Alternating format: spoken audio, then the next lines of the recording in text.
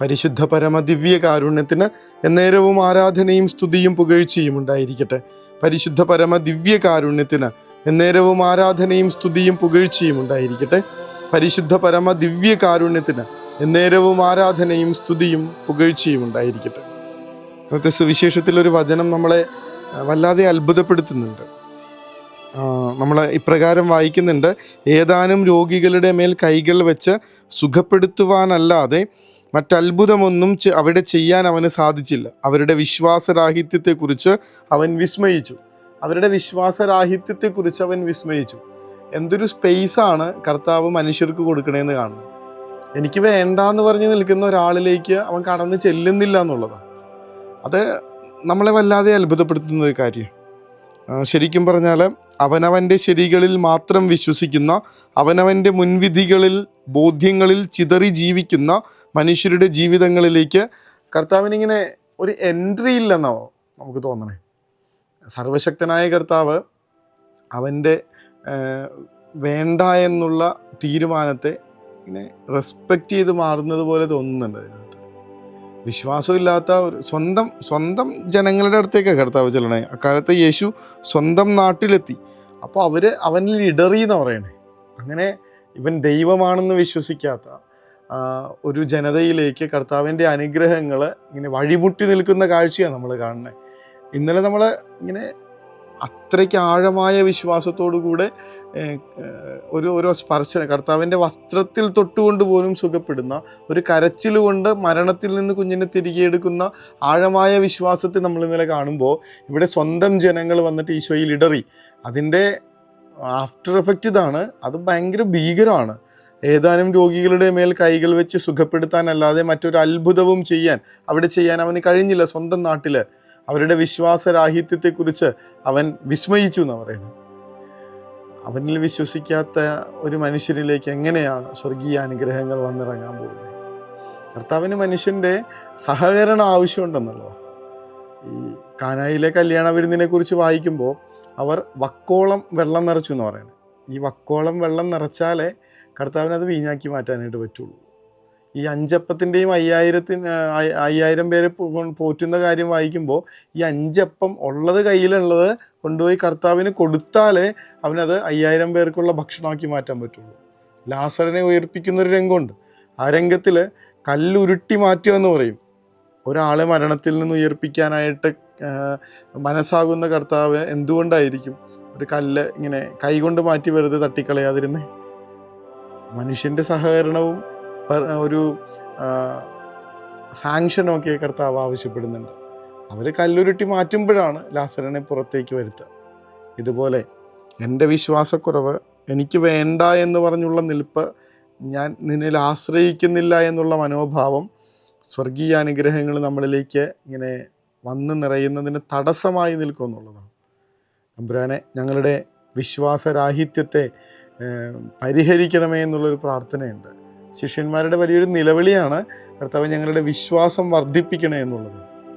അവനിൽ വിശ്വസിക്കാത്ത മനുഷ്യരൊക്കെ ചിതറിക്കപ്പെട്ടു പോകുന്നത് നമ്മൾ കാണുന്നുണ്ട്. കർത്താവിൽ വിശ്വസിക്കാത്ത മനുഷ്യർ, അത് ബഹുമാനപ്പെട്ട ബോബി ജോസ് കട്ടിക്കാടച്ചൻ്റെ ഒരു ടോക്കിലാണത് കേട്ടത്.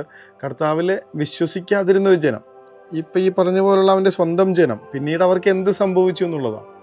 ഈ പറഞ്ഞ യഹൂദർ മുഴുവൻ ഈ ലോകത്തിൻ്റെ നാനാഭാഗത്തായി ചിതറിക്കപ്പെട്ടു പോയി. നമ്മുടെ കൊച്ചിയിലും പറവൂരൊക്കെ അവർ വന്നുകൂടിയത് അങ്ങനെയാണെന്നൊക്കെയുള്ള ചരിത്രമുണ്ട്.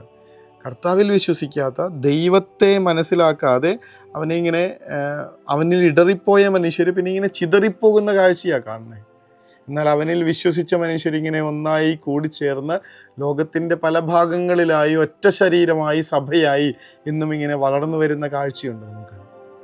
കർത്താവെ, അങ്ങിൽ വിശ്വസിക്കാനായി ഞങ്ങളുടെ വിശ്വാസത്തെ ആഴപ്പെടുത്തണമേ, വർദ്ധിപ്പിക്കണമേ എന്ന് ഒന്ന് പ്രാർത്ഥിക്കണം. അവിടുത്തെ അനുഗ്രഹങ്ങൾ നേടിയെടുക്കാനും മാത്രമുള്ള ആഴമുള്ള വിശ്വാസത്തിൽ വളരാനും മുന്നോട്ട് പോകാനും ഒരിക്കൽ പോലും ഒരു ചെറിയൊരു സംശയം പോലും അങ്ങിൽ വരാതിരിക്കാൻ കർത്താവെ ഞങ്ങളെ അങ്ങയോട് ചേർത്ത് നിർത്തണേ എന്ന് പ്രാർത്ഥിക്കണം. കർത്താവെ പറയുന്നുണ്ട് മർത്തായോട്, വിശ്വസിക്കുക മാത്രം ചെയ്യുക, നീ ദൈവമഹത്വം ദർശിക്കും. വിശ്വസിക്കുക മാത്രം ചെയ്യുക, നീ ദൈവമഹത്വം ദർശിക്കും. ഒരുപാടുണ്ടല്ലോ വിശുദ്ധ ഗ്രന്ഥത്തിൽ ഈ വിശ്വസിച്ചാലുള്ള കാര്യങ്ങളെക്കുറിച്ച്. അതിൽ കർത്താവ് പറയുന്നൊരൊറ്റ വചനമുണ്ടല്ലോ, നിങ്ങൾ ഒരു കടുകുമണിയോളം വിശ്വാസം ഉണ്ടെങ്കിൽ നിങ്ങൾ ഈ മലയോട് മാറി കടലിൽ ചെന്ന് പതിക്കുക എന്ന് പറഞ്ഞാൽ അത് അനുസരിക്കും എന്ന് പറയുന്നത്. ഇത് കർത്താവിൻ്റെ വാക്കാ, മാറ്റമില്ലാത്ത വചനമാണ്, ഉറപ്പാണ് കർത്താവ് പറയുന്ന കാര്യം. വിശ്വാസത്തോടു കൂടിയാണ് പറയണതെങ്കിൽ അത് നടന്നിരിക്കും എന്നുള്ളതാണ്. എന്നാൽ അവനിൽ വിശ്വസിക്കാത്ത മനുഷ്യരിൽ അവൻ എന്ത് പ്രവർത്തിക്കാനാണ്? നമ്മൾ സാധാരണ പറയാറുള്ള ആ വല്യമ്മച്ചിയുടെ കഥ പോലെ വീടിൻ്റെ പിന്നാമ്പുറത്ത് നിൽക്കുന്നൊരു മാവ് വലിയ ശല്യമാണ്. അതെങ്ങനെയെങ്കിലും ഒന്ന് മാറ്റിക്കിട്ടണമെന്ന് അമ്മയ്ക്ക് ആഗ്രഹമുണ്ട്. അതിൻ്റെ വേവലാതിയോടുകൂടെയൊക്കെയാണ് അന്ന് പള്ളിയിൽ പോണത്. അന്നാണ് അച്ഛൻ വിളിച്ച് പറയണേ, നിങ്ങൾക്കൊരു കടുകുമണിയോളം വിശ്വാസം ഉണ്ടെങ്കിൽ ഈ മരത്തോട് വേരോടെ ഇളകി കടലിൽ ചെന്ന് പതിക്കുക എന്ന് പറഞ്ഞാൽ അതനുസരിക്കും.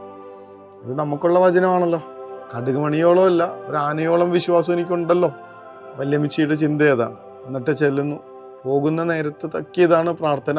അവിടെ ചെല്ലുമ്പോൾ മരം കാണരുത്. കർത്താവിൻ്റെ അൾത്താരയുടെ മുമ്പിൽ നിന്ന് പ്രാർത്ഥിച്ചതാണ്. ആ മരം, ആ മാവ് എൻ്റെ വീടിൻ്റെ പുറകിൽ നിന്ന് മാറി കടലിൽ ചെന്ന് വീഴണം. അത് തിരിച്ചു ചെല്ലുമ്പോൾ അമ്മാമ ഇങ്ങനെ നോക്കുന്നുണ്ട്. ഉറപ്പാണ് അവിടെ മാവ് കാണില്ല. കാരണം കർത്താവിൻ്റെ അൾത്താരയുടെ മുമ്പിൽ നിന്ന് വിശ്വാസത്തോടെ പ്രാർത്ഥിച്ചതാണ്. കർത്താവിൻ്റെ വചനമാണത്. അവിടെ ചെല്ലുന്നു, വാതിൽ തുറക്കുന്നു, മരത്തിന് ഒരു മാറ്റമില്ല, അങ്ങനെ തന്നെയുണ്ട്.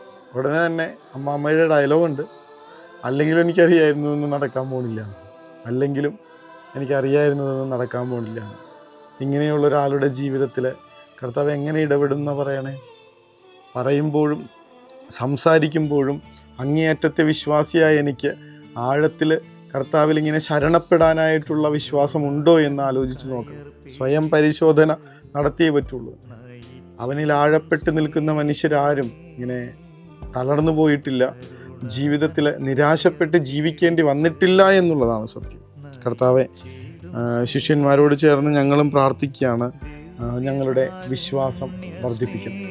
കർത്താവിൻ്റെ ആ ഒരു പ്രവൃത്തികളിലും അവനിൽ തന്നെയും ആഴമായി വിശ്വസിക്കാനായിട്ടുള്ള വലിയ ദാനത്തിന് വേണ്ടി അപേക്ഷിച്ചു. ഈശോയുടെ ആശീർവാദത്തിനായി പരിശുദ്ധ പരമദിവ്യകാരുണ്യമേ, അനന്ത സ്നേഹമേ, പരിശുദ്ധ പരമദിവ്യകാരുണ്യമേ, അനന്ത സ്നേഹമേ.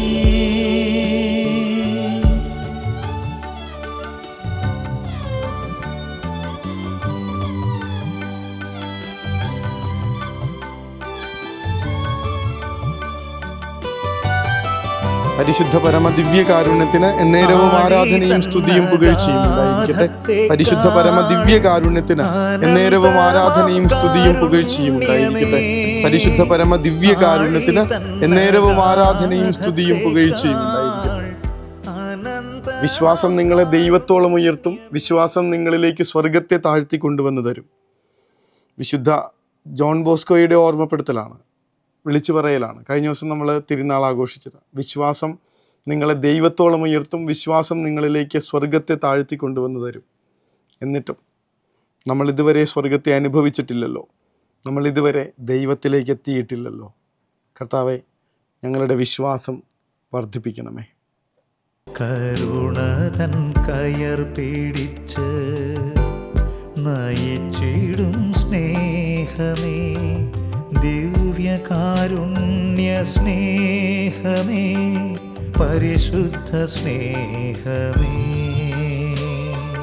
പരിശുദ്ധ പരമദിവ്യകാരുണ്യമേ, അനന്ത സ്നേഹമേ, പരിശുദ്ധ പരമദിവ്യകാരുണ്യമേ, അനന്ത സ്നേഹമേ.